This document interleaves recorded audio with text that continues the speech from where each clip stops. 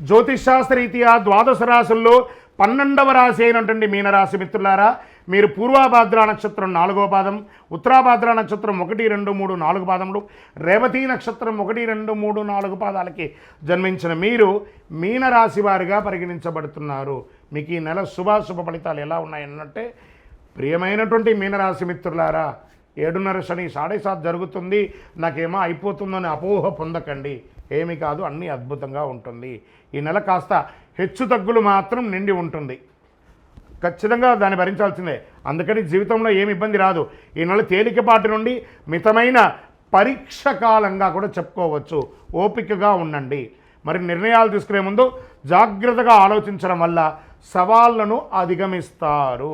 ఆత్మవిశ్వాసం, ధైర్యాన్ని పెంచుకోండి, ఎందుకంటే సవాళ్ళు ఎదుర్కోవాలి.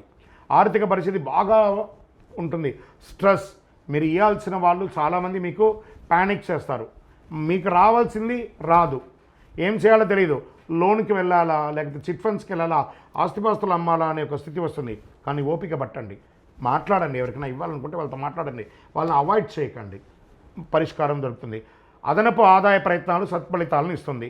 పెద్ద రిస్క్ తీసుకోవడం లేదా కొత్త వ్యాపారాలు ప్రారంభించడం వద్దు. ఇది ఉత్తమ సమయం కాదు. 1, 2 వ్యక్తిగత సమస్యలు కూడా పరిష్కారం అవుతాయి.